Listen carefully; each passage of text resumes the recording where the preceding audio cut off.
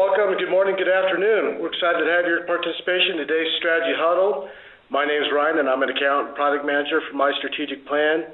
And the purpose of the call this morning is the Strategy Huddle, and that's to talk strategy, to talk execution, and to address real-world questions and provide some actionable solutions for everybody. So quick ground rules. The presentation is targeted for 45 to 60 minutes. And as always, we encourage your participation. So if you identify yourself with the topic or question, if you have a best practice or you have a question that you'd like to add on, please use the chat box on the right-hand side, or you can raise your hand and we'll open the floor to you and provide some voice and let you share it that way. We will also email a copy of the presentation with a link, and that will be get done by the end of this week. And it's just important to note that this is not a rehearsed presentation. All these topics are chosen just a few weeks in advance as people submit them. Today's a little bit of a unique topic, and we'll get into that in just a minute. But I'm excited to introduce today's Strategy Huddle leaders, and that's Eric and Cami. Both have been busy working with clients over the past few months, so I'm excited to have them back to the mix today and have them revisiting the Strategy Huddle as leaders. Eric is a co-founder of M3 Planning, which is the parent company of MyStrategicPlan, and really the brains behind the intellectual property of the MyStrategicPlan system. She's the VP of Marketing and COO, the author of MyStrategic Planning for Dummies, and she's the face that has a lot of several of the spot training videos, both on MyStrategicPlan as well as on YouTube. Cami is a senior account manager on our professional service side of the business and has a strong focus on the research and the Net Promoter Score side of the business. She also has a 15-year of communication-based expertise in brand management. As part of her continuing education and ongoing development, she's been heavily focused on change management, and we wanted to take the opportunity of that learning to tie that together with overall expertise in strategic planning. With that said, I'll turn the call over to Erica and get the huddle started. Well, good morning, Ryan. Good morning, Cami. Good morning. Good morning. And to all of our fellow participants and Huddle members today, as Ryan mentioned, we're really excited to be talking today about change management, and Cami's going to be leading us. I just wanted to walk through the agenda and talk about our strategy stat of the month. So, driving change effectively is our topic, and as we'll see in a minute, we all know that that's easier said than done. So today's about learning about the components of change, assessing whether your organization is ready for change, and then what are the different ways that you can empower people in your change efforts, and what's important as a change agent, as a leader, to moving forward and really effectively moving through a change management initiative. So that's really the flow of our agenda, and of course, as always, we want to hear your questions and have your input as well. So by all means, please use the chat box on the bottom right-hand side, or raise your hand and chime in as we're moving through, because we're all part of change initiatives in some form or fashion, I'm sure, in our organizations or as external consultants in organizations. So we'd love to hear how things are working for you, what's worked, what hasn't worked, and questions you might have that we can all learn from. So with that in mind, let's see the strategy stat of the month. And that is that, many firms underestimate the buy-in needed to make change happen, and approximately 75% of support is needed for change to really come to its full fruition. So kind of wanted to have that in the back of our mind, because that's really the problem that we're trying to solve. And as change agents and leaders, no matter where you are in the organization, either formally or informally, your responsibility, of course, is to kind of really think strongly that if you're driving change, how to make this buy-in happen, to make sure that when you come out the other side, not only is the organization intact, but you realize the effects that you were hoping to have in the initiatives you were undertaking. So our discussion today and Cami's framework that she's going to lead us through is really about helping us make that happen in the easiest way possible, if that's the case. So, but Cami, I'm going to toss it to you and talk to us a little bit about why we thought this topic of change was important for the Strategy Huddle this month. Well, I think, thanks, Erica. I think that one of the major things about change initiatives is people understand that they're asking of others some kind of a transformation. But I think that what is chronic about the failure of change in a lot of instances is that people underestimate the power of the status quo, and that could be from individual preferences to organizational norms. So you get it on both sides. It's resistance, and by not holistically addressing all the different components of change, you leave yourself vulnerable to all sorts of different levels of failure. So, we see it all the time in our strategic planning consulting. We see it all the time in the way that we present data with some of our customer loyalty programs. It's being able to act upon change in a way that can trickle down into the organization and remain sustainable. A lot of effort goes into strategic planning. A lot of effort goes into collecting customer loyalty data and doing other types of environmental assessments. And unless you know how to bring that data in and institute changes that might be necessary, those resources and all of that cost and time is for naught. So that's why we believe change and addressing change in a very isolated way is important in making any organization relevant as time demands, transitions. And we all know that change is indeed constant. So we're just going to go ahead and get into identifying some of the components of change. And I really like the proverb that you'll all see on the next slide, is that the beginning of wisdom is to call things by their right name. And, you say change and people think of something transformational, but sometimes change is something transitional. It could be developmental.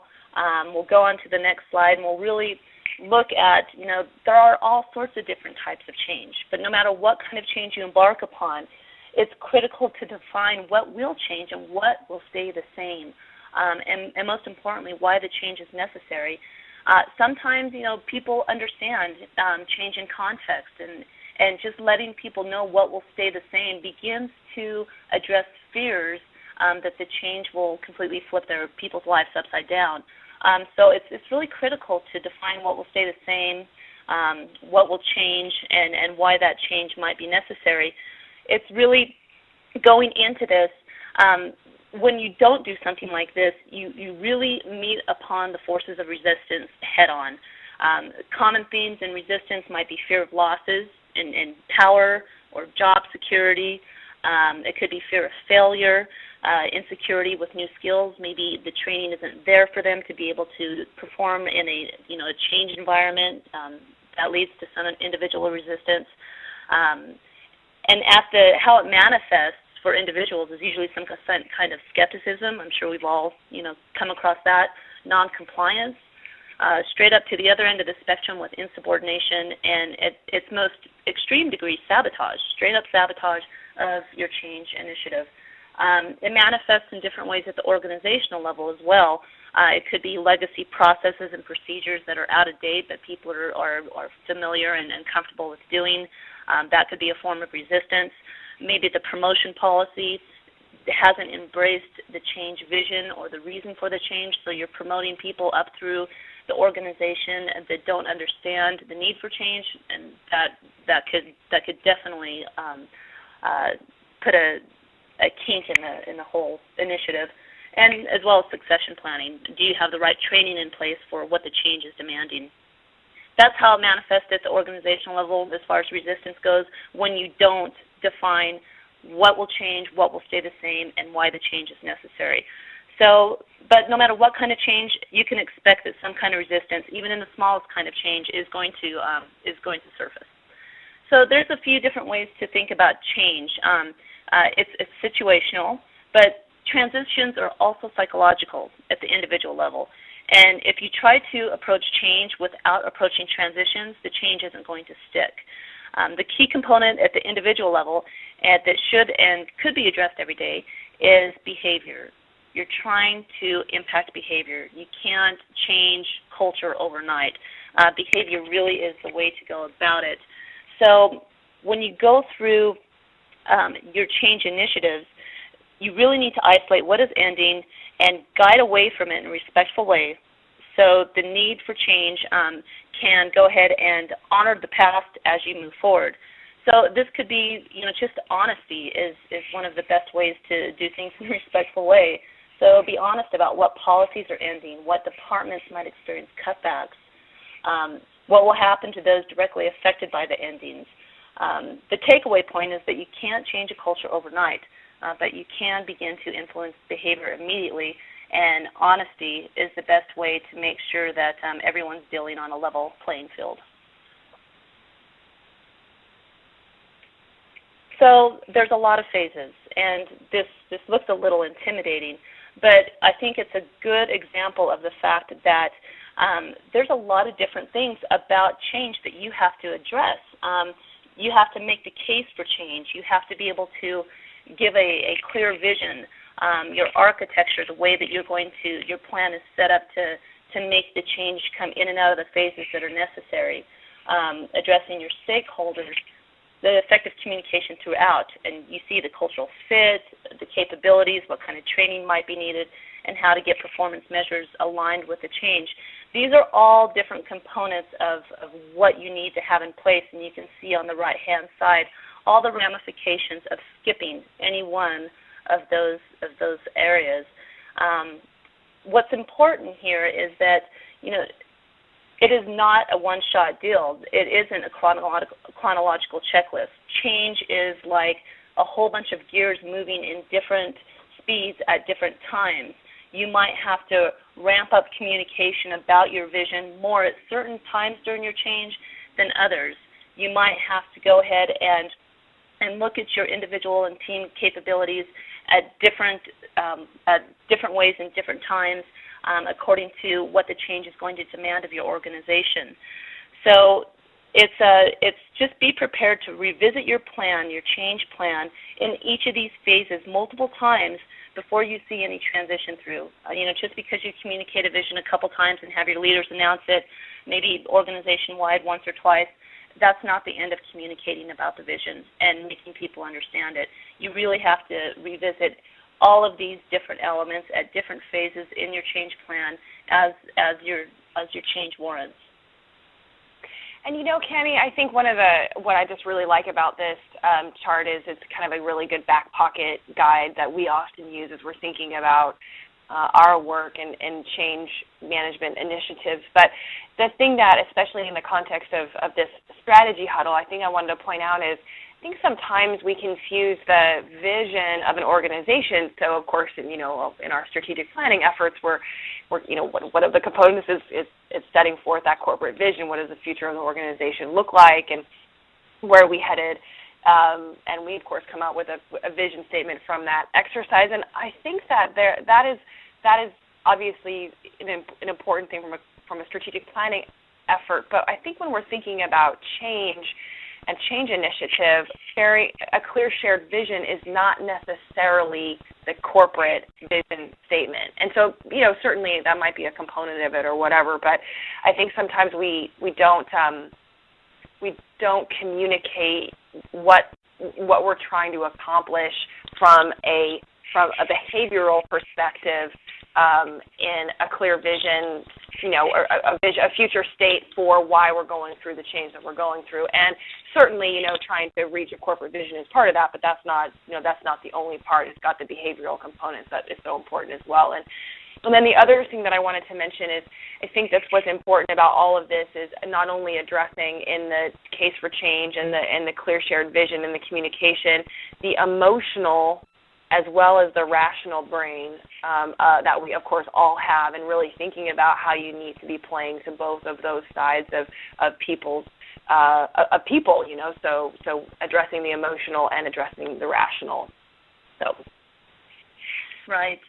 And I think that your point on the case for change and communicating that shared vision is critical, because as different situations pop up and different solutions to what needs to change, the vision is really what guides the effort into the future state that will fix the case for change in the first place. So it's really important to be able to, throughout the change, as you go through the different phases, and you ask people in your organization to be a part of innovating, the new systems needed, as that vision is just crucial and it directly ties back to the case for change. So thanks, Erica, for that insight.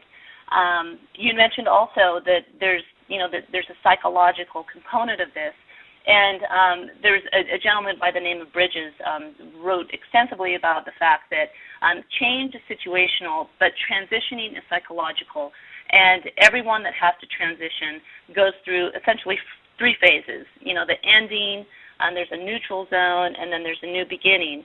So, with the ending is you just want to be able to give as much detail as you possibly can to people that have to go through the transition, marking the endings, paying homage to it, whatever you need to do to close the case on what's been possibly working in the past but no longer can work. And a lot of times, the things that have worked really well in the past are exactly things that need to change for organizations to be able to remain relevant in the future.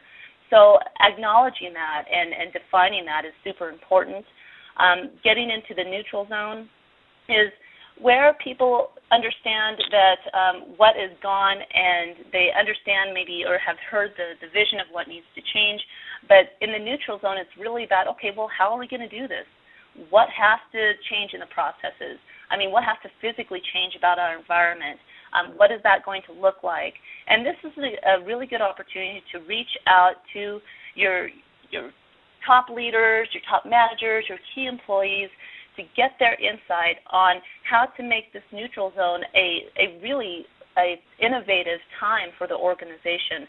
And then, finally getting into the new beginning, figuring out what works, getting those processes and procedures into place, so your alignment can take form and you can go ahead and start with a new scenario.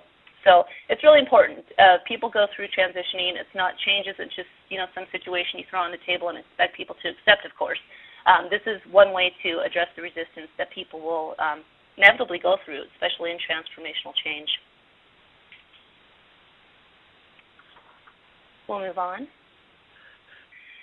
This is, again, Erica was talking about the fact that, individuals go through transition and it occurs at the organizational level as well.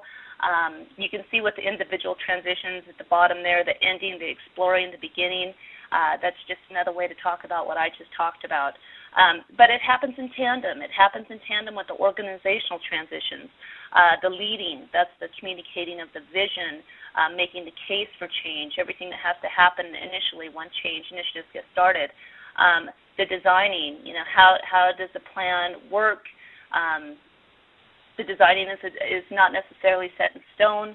This is where you have to listen to your people that are exploring different options and start to place those solutions into the design of the change. So that's where the yin-yang thing comes into place.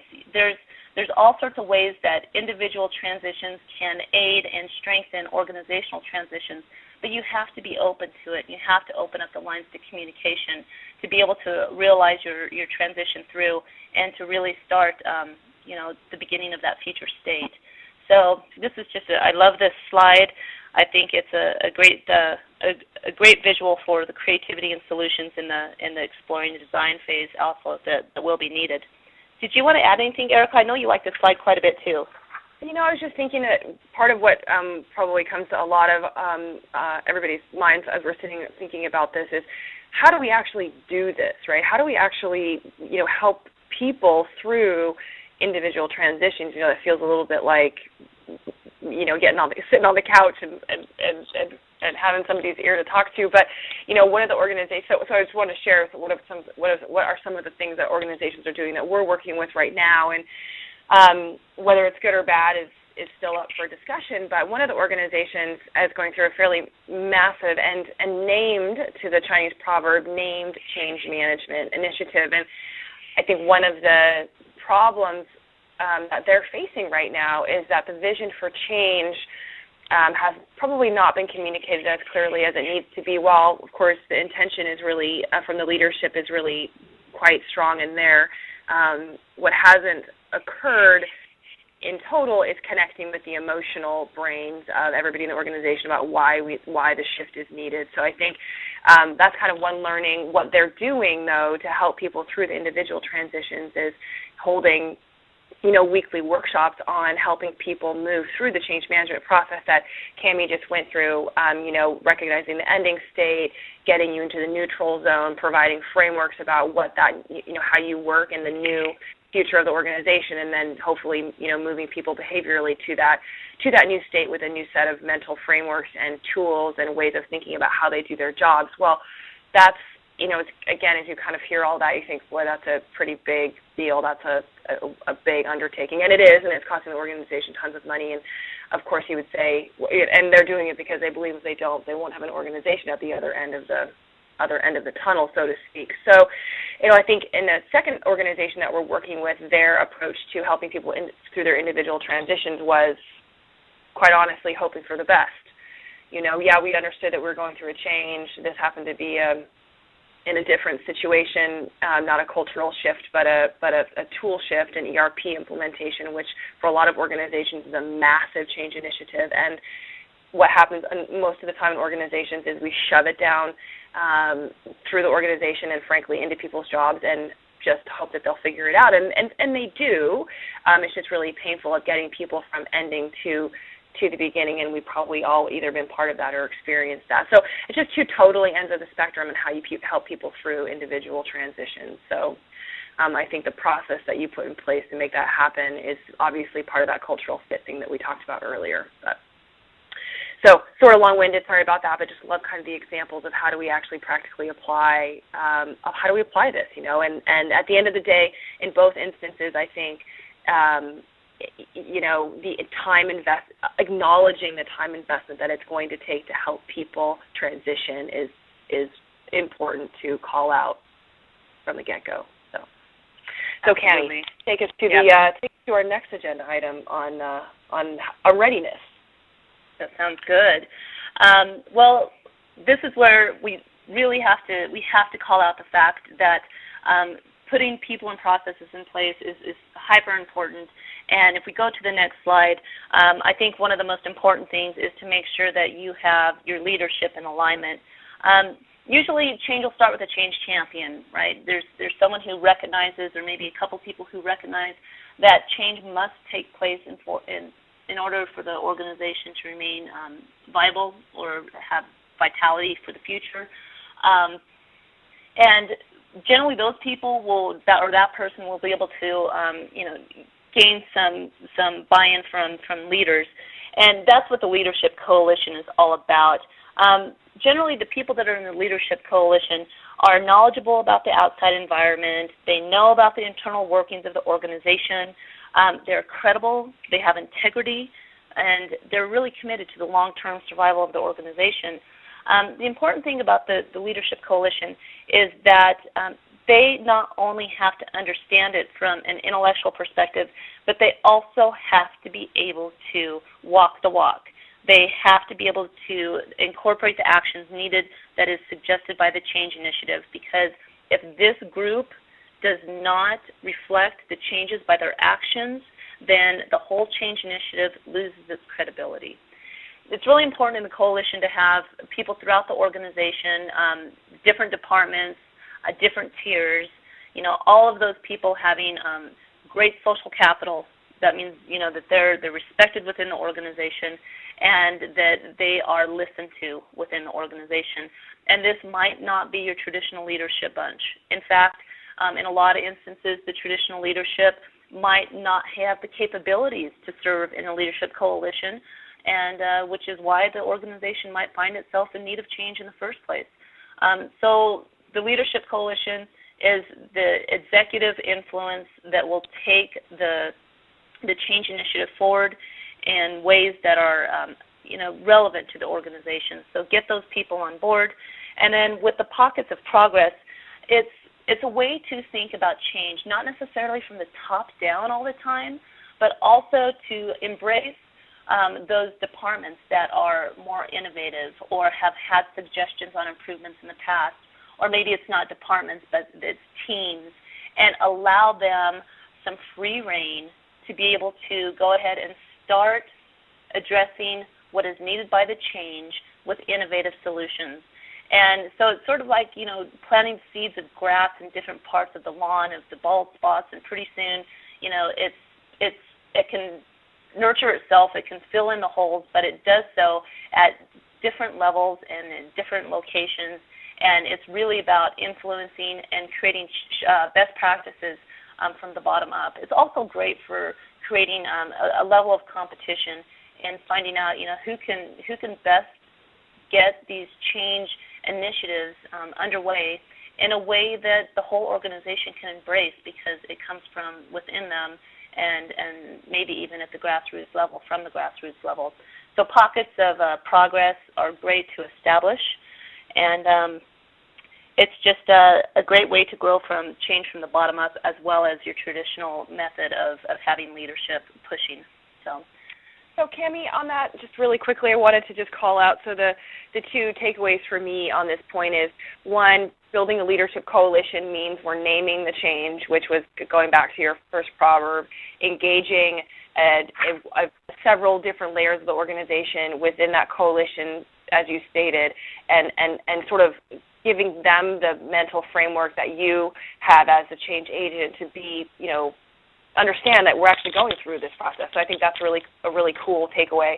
And the pockets of progress, I love to kind of also think in my brain that idea of finding the bright spots that you can point out to where it's working, and that becomes part of your communication method, or communication strategy or whatever. So I think those two things are very grab onto. You can totally make that happen, and those are great takeaways that will help your change be more effective. So.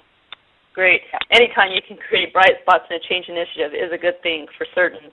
It helps to represent small wins that we'll talk about in a little bit as well. With the leadership, this slide, it looks really academic, but there's just some key things. When you're bringing leadership into your change initiatives, I think that there's a couple things that you need to realize about the best leaders to bring in. And the best leaders to bring in know how to assimilate for and accommodate for information. The difference being that when you assimilate information, you're taking in information from the outside that you already have existing systems or structures in place to deal with.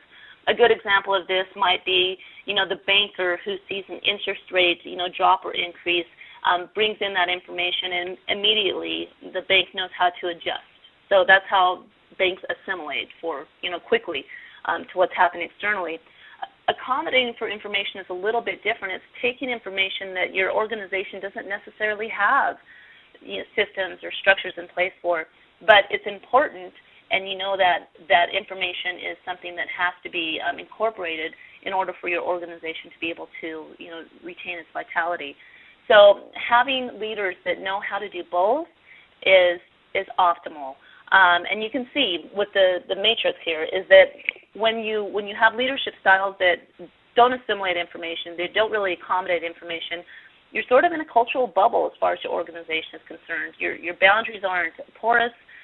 You're operating with blinders on, and everyone knows the dangers of that.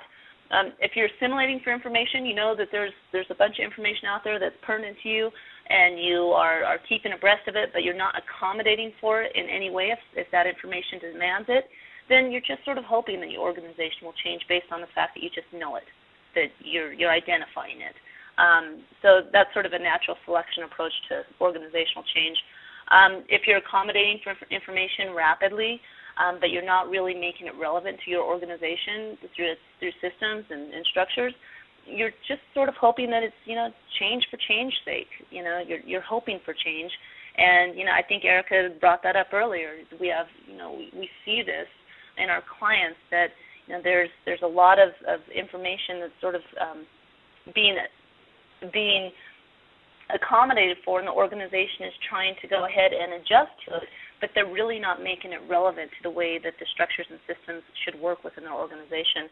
So when you have both, you have something maximum as far as leadership potential to make organizations relevant through time, and that's the key point of this. It's making organizations relevant across time, because we know that with time, change comes. But we know that change initiatives are a big deal when you have to start from scratch. So the takeaway on this is that creating an adaptive organization for making sure that you're assimilating for and accommodating information that is impactful is the best way to make sure that change is something that is less incremental and more fluid. so, as we talk about change, I think that, the pinnacle that organizations reach in dealing with external and internal demands is making sure that you're adaptive, and that new things that happen in the environment aren't so radically shaking to have to address. So accommodating, assimilating, and getting adaptive is what we're really talking about here. Okay, thanks, Brian. You can go ahead and switch.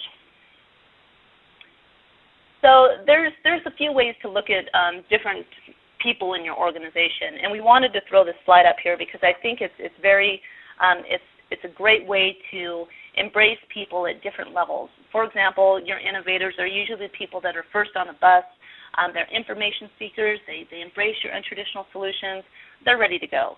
But the thing about innovators is that once the solution is talked about and it's vetted out, they're not really the people that are going to take it day by day and make sure that whatever solution gets implemented. So you have early adopters that will usually pick up that flag. They drive the change. They are the opinion leaders within your organization.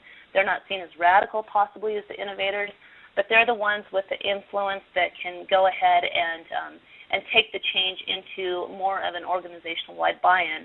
And to get to that 75% number that Erica mentioned initially in the lead-in stat, the early majority, they're very deliberate in accepting change. They're critical to sustaining the effort, and they're really the first group that puts out all sorts of scenarios that need to be addressed. So when you're developing change, there's almost a Q&A session that you need to go through for each one of these groups.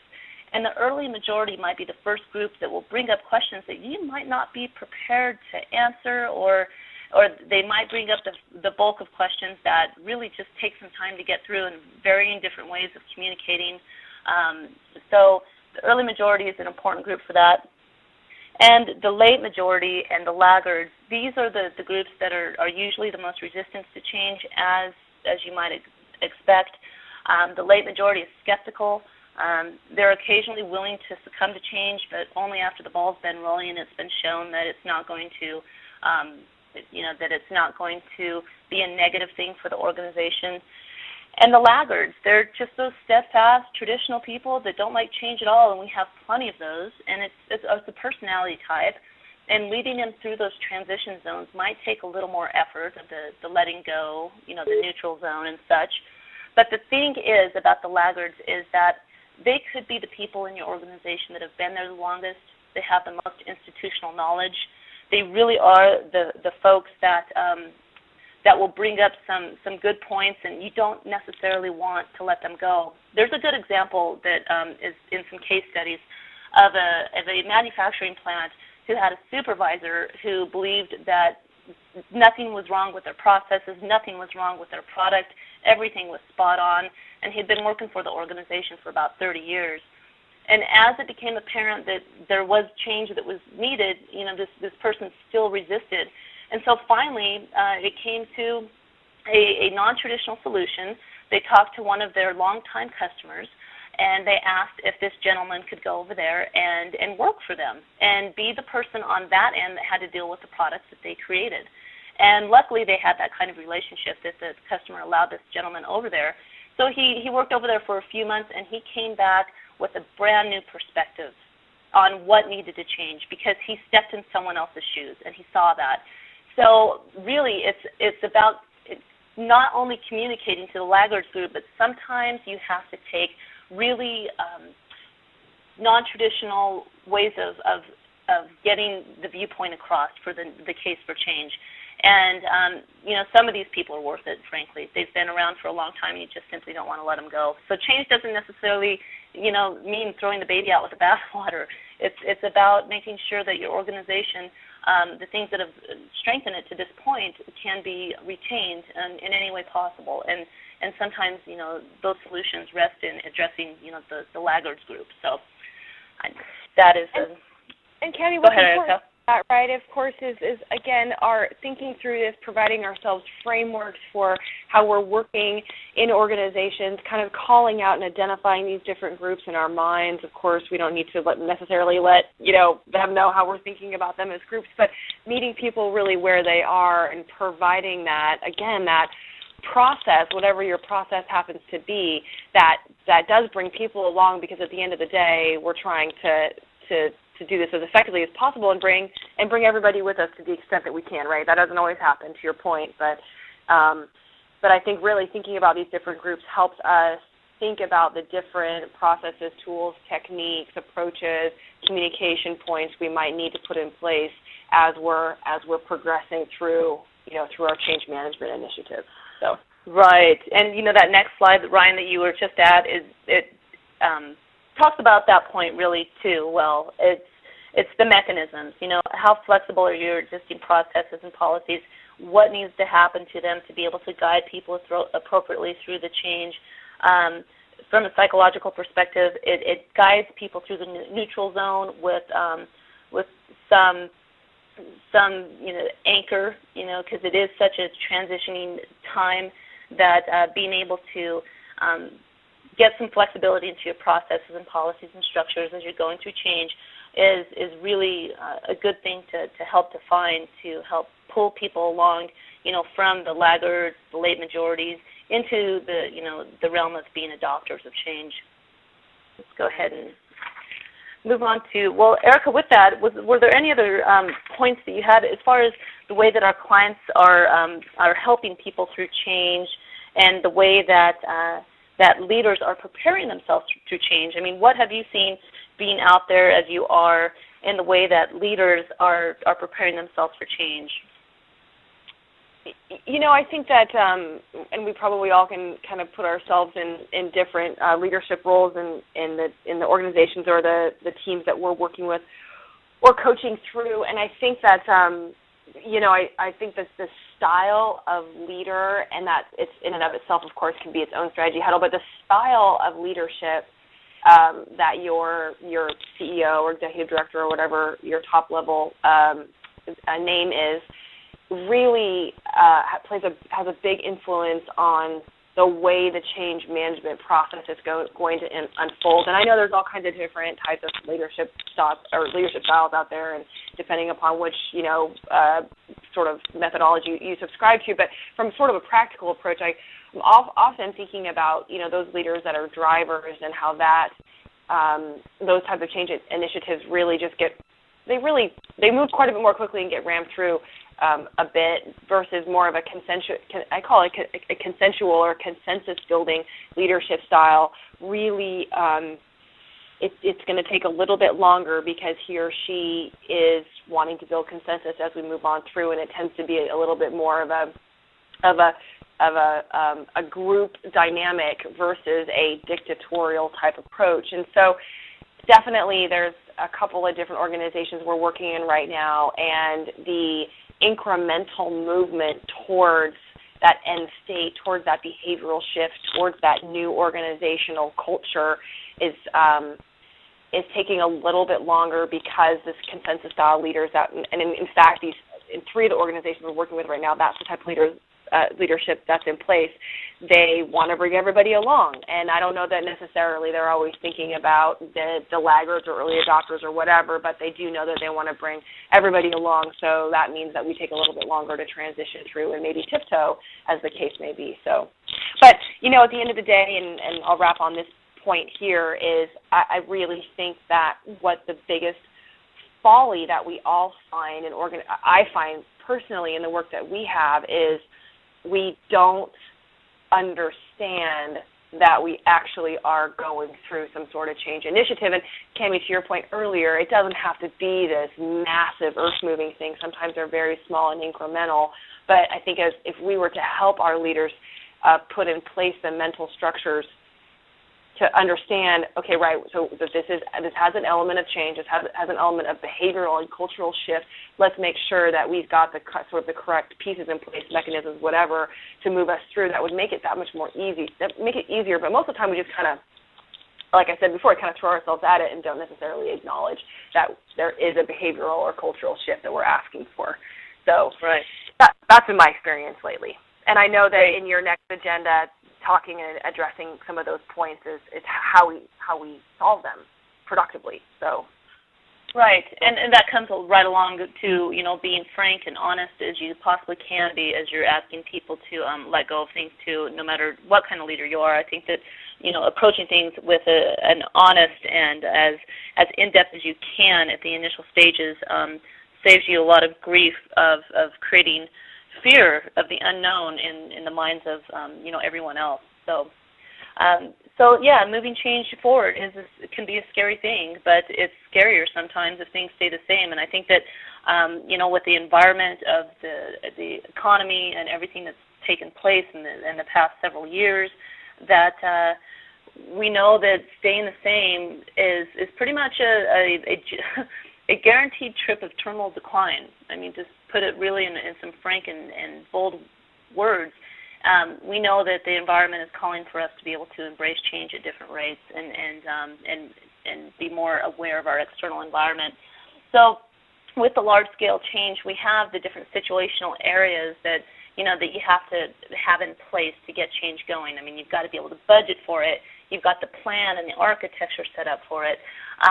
The strategy and the vision are probably, you know, the most difficult parts of getting a change initiative going, because you're asking people to see something and to visualize a future state that does not exist now but makes sense now. So, and I think that that's where a lot of vision, larger, you know, vision statements in general, you know, they fail us. They don't make sense to what's going on right now. So in a change initiative perspective, it's making the vision for change make sense to the need for change and what needs to be addressed in the environment, and tying that vision directly to that and making the state that you will, you know, reach, you know, something that solves it. So the characteristics of a good vision, you know, generally, they're imaginable, they're desirable, they're something that people want, they're feasible, you can see incrementally how you might be able to get there. So it doesn't feel so huge that there are ways to go ahead and address it in an incremental fashion, that they are focused and flexible, and also that they can be communicable, that they can be explained in 5 minutes. They aren't real difficult to explain to people. So, you know, Erica, I know that often we do a strategy exercise, and I think that it can be applied here too, and I know you've done it about a dozen times. So talk about what we usually do to help people think about a future state. Yeah, you know, Tammy, I think that's again, this brings us back to something that we were chatting about a little bit earlier today. I really want to reinforce it because it's been something that we have been working a lot on ourselves, and that is kind of the difference between the vision for the change management initiative and the vision for the, you know, the organizational vision, so to speak. You know, perhaps they're one and the same, maybe, but, you know, corporate vision statements don't always have an understanding or an articulation of a behavioral or cultural shift, right? And really, and, you know, when we're talking about change management, that's kind of fundamentally what we're talking about, really. So, you know, we've all been through our corporate visioning exercises. I think the one really fun one that we often use is that visualization of what would it be like if we were on the front cover of, you know, name a really, you know, popular, you know, Time magazine or whatever the case may be, and probably a lot of us have actually used that exercise. But again, maybe thinking about, okay, so that's our corporate visioning exercise, but maybe we take out those methods and approaches and exercises for thinking about what the future state looks like when we shift from a culture of X to a culture of Y. Or conversely, and again, just spending a little bit of time on this, maybe it's not a group exercise. Maybe it's your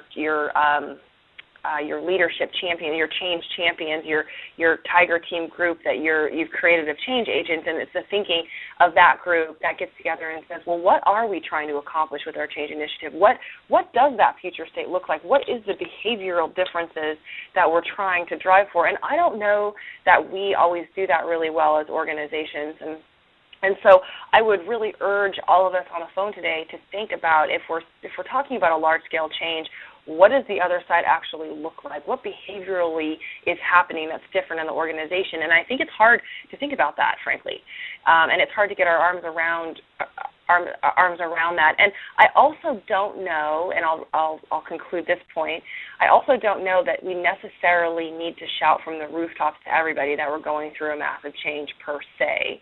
I think there's a way to kind of work through and driving a change initiative through an existing set of initiatives, but we're deploying and utilizing the tools and techniques and mechanisms in place to help people behaviorally move themselves along. But as long as we've got our group of people that understands that, we, under the guise of, and I'll pick on my other example, implementing an ERP system, we are actually also going through a fairly rigorous change initiative, which is going from anecdotal decision-making to database decision-making and a different structure for the way that we drive running the business through the data that is provided through visibility into our supply chain, for example.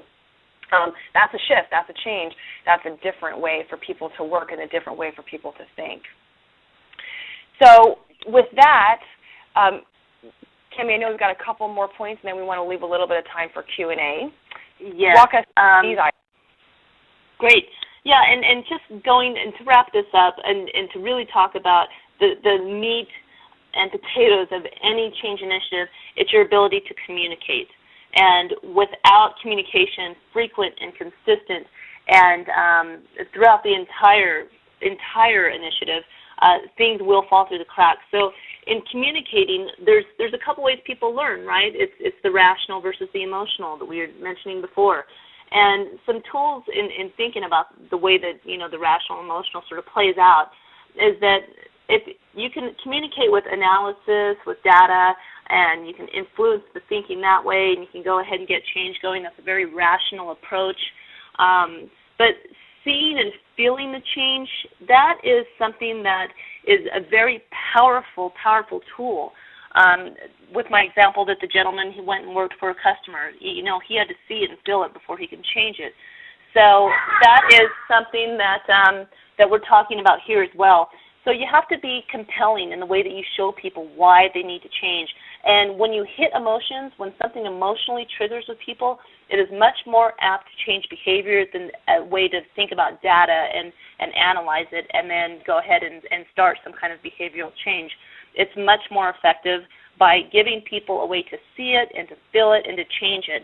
And maybe that's getting videos from your customers, good and bad, that help people understand where the process, where your services or products are excelling and where they're failing your organization miserably. And when people see that, hands-on, behavior is much more rapid as far as the rate of change goes. So consider that as you go through and carry forward with your change initiatives that make it relevant from a data perspective, but also appeal to people's emotions and why the organization is in existence and what needs to change, because we're really talking about being survival in a lot of perspectives. Change, being able to change and being able to change in a smart way, it does help the organization retain its existence. And for that, that's job security for people. So it sounds like a reach, but I don't think it is. I mean, make it relevant from an emotional perspective of why change is needed, and I think that you'll find much more success if you just try to drive it through data alone. So with that, Erica, the 9 errors in change initiatives. We lead a lot of organizations through strategic planning, and we see a lot of organizations try to do stuff with change. And we've seen some errors. There's only 8 on the slide here, but the 9 actually fell off, and I know you know what that is. So do you want to take this one away? I would be happy to. So, so wrapping on, again, to Cammy's point, kind of wrapping on this, and maybe this we can leave in our minds is what not to do, and you can certainly see all the items that are on here. We've talked quite a bit about a few of these, so I won't go into that. But, the 9th one that Cammy was referring to was, fundamentally, a strategic planning exercise, or especially if you're putting in place a full-blown strategic management process, is a pretty significant change initiative in and of itself. And so the ninth error is not for us, anyways. The ninth error is not recognizing and not naming the fact that it is indeed a change initiative, and it's masquerading perhaps under the guise of a strategic planning exercise. And in some cases, probably largely, we all actually do want a strategic plan, and we do need to put a plan in place for the business, but there is a whole host of behavioral modifications and changes that we're asking people, executive teams, department managers, individuals to grab a hold of and embrace that sometimes gets met with a lot of resistance, and you've probably been part of that as well. And, it sounds like accountability. It sounds like, a transparency. It sounds like performance and all of those things that make us, we want it, and then when it gets pretty upfront and personal, there can be some pretty significant resistance. So think about how you bring some of the structures that we talked about into play if you're driving a strategic management or a strategic planning initiative in your organization. So, with that, Ryan, I know that we want to make sure that we address any questions or suggestions or ideas or creative approaches that our folks on the Huddle today have. So I'll turn it over to you to walk us through any questions that have come up. So we have one person's entered a few texts here, and I'm just waiting to get the rest of that question through. If anybody else has a question, go ahead and submit it. Otherwise, I will start reading the one that's submitted. It's kind of a longer question, but I think it's a good question. It says, we are embarking on our first ever strategic planning initiative and just developed our planning schedule, a 10-month plan. Without thinking through this prior to seeing the topic of today, the change management, we subconsciously planned on communicating our strategic plan in an aggressive manner, and B, conducting internal surveys to provide people ownership. Should we just be aware of this topic of change management, or do we need to directly manage and plan to it? I think that's a great question, and that's sort of at the heart of our work as well. And so I think the simple answer, or the answer that probably is the most palatable, is to acknowledge and think about everything that we've learned and talked about today. Perhaps in your mind call out what behavioral differences, or stating it a little bit differently. So you're going to go through a strategic planning process, and what do you think is what are your expectations that will be different in your organization a year from now as a result of that exercise, as a result of the strategic planning process? And one answer is, well, we'll have a strategic plan. Okay, so that's fine, but that's a given. But what's different? What's happening differently in your organization as a result of the strategic planning process? So the first thing I would do is I would answer that question, and I would surface that with your executive team or your planning team. That's a very base thing I would do, and have in my back pocket those other frameworks that we talked about related to early adopters and laggards and small wins and all of those things. And I would not necessarily call out the fact that this is also a change management initiative unless you get through a certain point, and it largely happens when you're cascading goals down to the individual level. At that point, I might actually bring in some of those words around change and around, leaving some of the old stuff behind and where we're actually trying to go with this and why it's important. But I think the other stuff you can kind of bring into the process, and people don't necessarily need to call it a change management initiative. You're just using those tools and techniques as you're moving through the strategic planning process. So being very specific then in your communication strategy, thinking about appealing to the emotional and the rational. So that's not that easy to do, right? As we all know that. So really thinking about that, really thinking about how you might create a team of change agents that aren't just a planning team. So that's kind of interesting to think about as well. Thinking about identifying who those early adopters might be versus those laggards. So again, they don't need to know it, but it's how you address and communicate with them. And then, I think that really great point, that small wins or the bright spots is who might already have the discipline in the organization around strategic management and strategic planning that you can use as an example for a team or a department that's run really well that you're trying to deploy in a really large way across the whole org. So those are those would be my suggestions on how to embed the change management ideas and discipline and best practices into your overall strategic planning initiative. Well, I think also, with that, I think also to understand that your top leadership, make sure that they're completely aligned with the strategic plan, which they may or may not be, but, being able to make sure that if there's any way that they can visibly, through actions, reinforce what you're asking people to do in your strategic plan, make sure that those are indeed, visible. Make sure that throughout the strategic plan that when there are those small gains, small wins, that those are called out and that they're objective enough for everyone in the organization to say, this is a win and this is guiding us towards a better state, and this effort is legit. I think that's important as well. Finally, as you're going through and asking people to implement the strategic plan, I would also pay very close attention to those people in your organization that have a lot of influence, that don't necessarily fill leadership positions, and if they are in the late majority or the laggard group, address them with special purpose, because those are really people that can drag other people that might be part of the late majority into the laggard group, or they might, the early adopters into the late majority.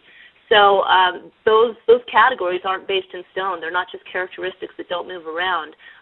People they're able to be influenced. So those people within your organization that have the ability to influence others in a way that your strategic plan is considered, make sure that if they need to have a special case made to them, that it's made. And I think that's hyper important. Agreed. All right, we're hitting up at the top of the hour, but we have two more questions, and I think they're good questions. So if people want to hang out with us for a few more minutes, I think there's some good knowledge here that could come out of these questions. The first one, from your perspective, does genuine change occur more when the organization attempts to change people, or when the change in people results in change to the organization? Asked another way, is genuine change more about external, that is mechanical, change, or internal behavioral change? Again, asked another way, is genuine change more about external mechanical change or internal behavioral change? I'll note something on this, that as far as the mechanical change goes, it's yes, you can put those things in place, and you definitely, in getting people to be able to understand it, make sure that they have the skills necessary to deal with some of the new mechanics that are being put into place. But in the end, is you can put those ways of doing business in place, but the behavior, you might see some change initially in new mechanics, but the behavior is what is going to make the change stick. Otherwise, you just have you have elements and you have symbols of change that aren't being utilized to their complete capacity. The only way that you can get your mechanisms in place in optimal condition and functioning for the change that you're trying to drive is to make sure that the behavior is aligning with that change vision. Yeah. All right. Thank you. And the last question is, when leader style is basically laid back and passive at best, how do we create urgency in their behavior? I love that question. And if you've been on past huddles of ours, you know that we talk a lot about this. So in fact, just yesterday, working with an executive team where that situation is in place, and what I think is really interesting that's occurring in this organization is that the executive team is really pushing and driving for the change, that the CEO is being very passive and almost bordering on, it feels like lazy, but it's not certainly laziness. But And so I think that's kind of an interesting thing to kind of watch in the organization, and they are dragging this individual along. So that's kind of a different way, and so that sounds like subordination a little bit. So of course we all kind of got to be a little careful about that. But I think that there's a way to create a coalition within an executive team that can start to behaviorally change an organization that is ultimately not outside of the directive of the CEO. He or she is asking for that, that behavioral change to occur as well. But I think oftentimes what happens is they don't know what to do, right? And, I think we all know that leadership's pretty lonely at the top, and there's often a lot of external pressures that not everybody is privy to. And so I think that's one way to create a sense of urgency that really does start to get some traction, where you create a set of change agents at the executive level, or also, within the organization. And again, not subversively, but within the guidance, within the bounds of what your directive is. That has actually been working really well in a couple of the organizations we're working with. Conversely, where it failed, where the sense of where we had a passive leader and it was failing, an individual was trying to drive change himself, but he didn't create a coalition of the rest of the people on the executive team, and the entire change initiative failed completely. So that's my answer currently on how to make change happen when the CEO isn't leading it. And I know we're a little over on time, but Cammie, do you have any other ideas you want to add to that? No, I think that, you recognize the social dynamics that, go along with the executive team, and a lot of times, there's someone who has the ear of the guy, and if it's externally, you can create a case by, talking about your most important clients and your most important customers and how the change is going to benefit them. It might take a CEO, they might be busy dealing with boards or owners or what have you. It might get their attention when you make it relevant in a way that is impactful to the business as well. Great question. All right. Thank you. I know, like you said, Erica, we are a little over on time, but I think those are three great questions and worth the extra time we put in. So wrapping up today, the next huddle is going to be on April 27th, same place, same time. If you have any questions, please send them in. You can send them in to the admin at MyStrategicPlan.com, and we will definitely get them considered. We have a number of questions still pending from past huddle participants, so let's get a couple more out there. If you're interested in sharing or presenting a best practice or as a strategy leader, whether it be at 2 minutes on a specific topic, or if you have a 15 minutes you would like to talk on a topic, we're welcoming, looking forward to getting another strategy leader to join us. Follow us on Facebook, Twitter, a little shameless plug, and then more trainings. We have a lot more trainings that we just rolled out recently. You can see those on the resource page where you signed up for this strategy huddle, but there's a couple other resource webinars if you'd like to participate in those. And this webinar, as we shared when we started off, is recorded. We'll be sending out the link to the recording as well as the slide deck, so you have that as reference. One last thing is we just rolled out some internal service page for some packages to help those leveraging the MyStrategicPlan system that have some focus questions, need a little focus help. So if you're interested in that, go to MyStrategicPlan.com and click on the service tab and you'll find it there. Other than that, thank you for your time. We appreciate you participating and joining us today. Thank you to Erica and Cammie. Any last closing words from one of you? Thanks to everybody, and as always, we really want to hear what's working for you all. So please give us a shout. You have the contact information on the screen, and I know from Cammie and myself, we are passionate about this topic. So the more collective wisdom, the better. So good luck. Yeah, and thank you very much for joining us, and we'll see you on a huddle real soon. Thanks, Ryan.